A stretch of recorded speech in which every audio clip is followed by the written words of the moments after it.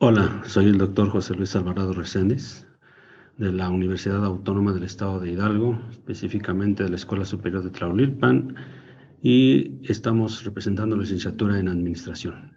El día de hoy nos vamos a dar a la tarea de platicar acerca de la importancia que tienen en el régimen fiscal las personas físicas y morales. Específicamente vamos a platicar de las responsabilidades del contribuyente frente al Estado. En muchas ocasiones hemos hablado que muchas empresas pagan impuestos, otras tantas no, y otras tantas simplemente evaden. Se han dado esa característica. Pero por esa razón nos es importante resaltar hasta dónde llegan nuestras responsabilidades como contribuyente y para qué sirven nuestros impuestos, porque en muchas ocasiones desde ahí viene distorsionada la información y pensamos que nada más nos corresponde pagar y pensamos que al Estado le toca pagar todos los gastos que representa, y creo que ahí hay una gran confusión. Comenzando con la condición principal de que el Estado necesita ingresos para podernos regresar a través de la satisfacción de diversas necesidades, entre muchas de ellas la educación, la salud, las vías de comunicación, etcétera. Esos gastos que el Estado tiene, pues de alguna manera tienen que ser cubiertos, debe de haber un ingreso para poderlos pagar o costear. Y esos ingresos que obtiene el Estado es a lo que le llamamos el pago de tributos y no tributos, o bien los tributarios y no tributarios. Esos ingresos tributarios son los que el Estado obtiene directamente de los miembros de la sociedad, y se trata más que otra cosa de recursos económicos que aportan las personas al Estado. Es decir, yo contribuyente, yo ciudadano, tengo también la obligación y la responsabilidad de pagar mis impuestos respectivos para ayudar al Estado al pago de esos impuestos. En muchas ocasiones he escuchado a algunos miembros de la sociedad decir, ¿y dónde dice eso que estoy obligado? Precisamente el artículo 31, fracción cuarta de nuestra Constitución, nos establece en donde estamos todos obligados a sufragar los gastos públicos. Por lo tanto, tenemos que contribuirle al Estado para que el Estado posteriormente lo baje a través de la satisfacción de las necesidades que se tienen para todos los miembros de esta sociedad. En otras palabras, las personas aportamos los ingresos al Estado y por lo tanto ayudamos a sufragar el gasto público a través del pago de impuestos, de los derechos, de las aportaciones a la seguridad social, a las contribuciones de mejoras que se tienen en nuestro país. Los ingresos no tributarios son aquellos que el Estado obtiene por sí mismo a través de la propia actividad del Estado.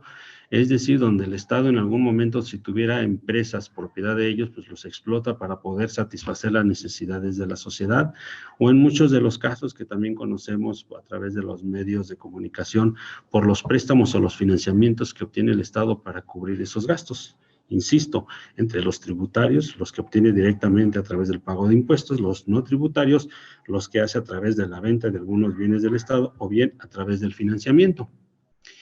De ahí surgen entonces los ingresos por la propia actividad del Estado. Estos ingresos son los que provienen y que son el resultado del aprovechamiento y la explotación de bienes y recursos. Estamos hablando de los no tributarios, como por ejemplo el petróleo, los minerales del subsuelo, los bosques, las plataformas continentales, el mar territorial, etcétera.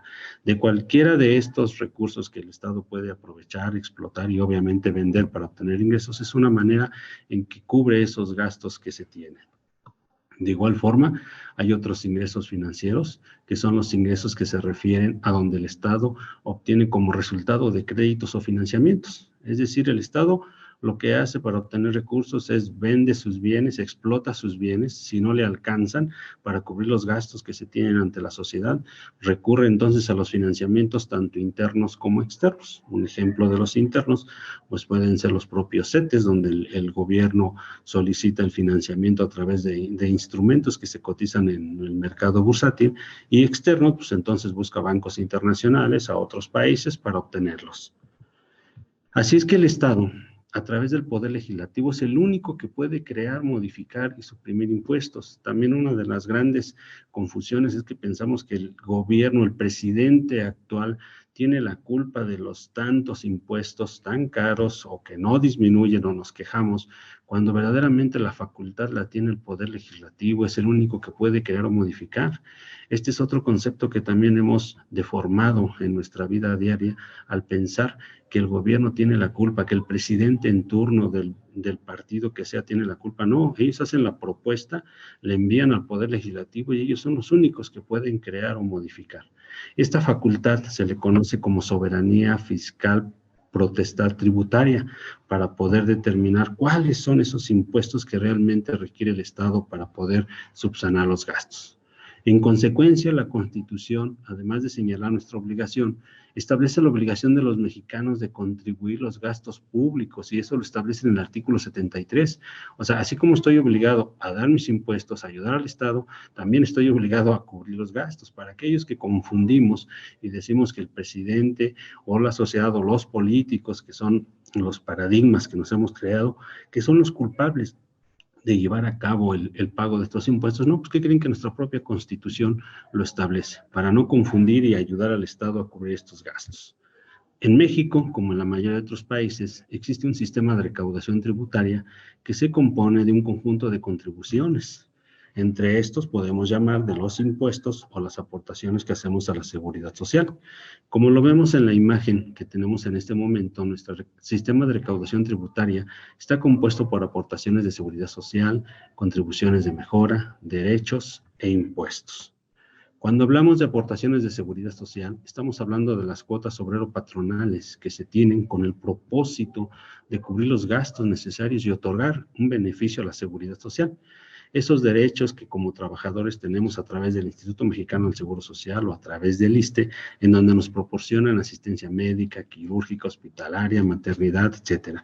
Entonces, nuestras aportaciones también llegan a este tipo de instituciones para poder recibir esos beneficios, como ya se mencionó en la presentación, la asistencia médica, que es el que comúnmente utilizamos. Así como también tenemos las contribuciones de mejora, en donde algunas personas están a cargo de costear esa obra pública. En las imágenes tenemos algunas de ellas, las construcciones de carretera, mercados, escuela. Ahora entendemos por qué en algún momento el Estado nos pide el apoyo para llevar este tipo de obras, ¿sí? Y también tenemos esa obligación de contribuir porque necesitamos vías de comunicación, necesitamos de alguna manera mercados e instituciones educativas donde se pueda impartir la educación. Los derechos, que son las contribuciones establecidas por el uso o el aprovechamiento de los bienes del dominio público, es decir, entre los ejemplos más comunes, la expedición de nuestras copias certificadas de acta de nacimiento, matrimonio, servicios migratorios, también tienen un costo, y en algunas ocasiones la confusión es que, ¿cómo es posible que este documento tenga un valor tan elevado cuando es un simple papel? Pero también hacerles entender que no es el papel, sino es el derecho, el pago en el cual también estoy ayudando al Estado a cubrir los gastos que requiere la sociedad. Y finalmente, los que tanto conocemos y cada año, precisamente en las fechas, estamos con esos dolores, esas imposiciones, el pago de los impuestos, de la gran diversidad de impuestos que tenemos en el Estado, como el impuesto sobre la renta, el IVA, entre otros tantos más. Y estamos hablando de federales, estatales, locales, todos los que puedan surgir, porque los impuestos pues, es donde se puede definir un pago obligatorio de las personas que realizan por consecuencia de haber obtenido un hecho previsto o un hecho que se impone y que es grabado, es decir, una ganancia, una utilidad que finalmente se utiliza para el cálculo de este impuesto. Por consecuencia, todo lo que el contribuyente debe saber es que estamos obligados a realizar este pago. El contribuyente está obligado a dar, a pagar impuestos, a que esas contribuciones ayuden precisamente a cubrir las necesidades que se tienen para toda la sociedad y que a veces como sociedad, como miembros de ella, pues no vemos esa parte importante. Únicamente buscamos el derecho y nos olvidamos realmente de las obligaciones que tenemos. ¿Cuáles son nuestras obligaciones? Pagar nuestras contribuciones, como ya vimos hace un momento, que hay tributarias y no tributarias, inscribirse y obtener su registro federal de contribuyentes ante la autoridad respectiva, comúnmente utilizamos el SAT para poder realizarlo, emitir las facturas electrónicas para emitir comprobantes fiscales de todas las actividades que realizamos y que sirven para poder calcular estos impuestos o estos pagos. así como también tenemos que llevar contabilidad y conservarla para poder ser revisada, auditada, para que nuestras autoridades de alguna manera se den cuenta que estamos pagando los impuestos respectivos, que no estamos evadiendo, que no estamos dejando de pagar, sino que seguimos con esa aportación. Y obviamente estamos también obligados a presentar nuestras declaraciones como contribuyentes, ya sea personas físicas o morales, a presentarlos para poder determinar cuál es el pago que nos corresponde a cada uno de nosotros. Y finalmente, permitir a la autoridad fiscal el ejercicio de sus facultades de comprobación, o sea, que ellos pueden revisar en algún momento, que nos auditen, que nos revisen, que estamos haciendo las cosas de manera correcta, que estamos cumpliendo con nuestra obligación, tanto en el registro como la determinación y el pago de los impuestos respectivos. Por mi parte, ha sido todo por el día de hoy para poder explicar estas responsabilidades que tenemos los contribuyentes, tanto las personas físicas como las personas morales. Agradezco de su atención y participación. Muchísimas gracias. Este video es presentado por el Sistema Ciencia Garza Educativa de la Universidad Autónoma del Estado de Hidalgo.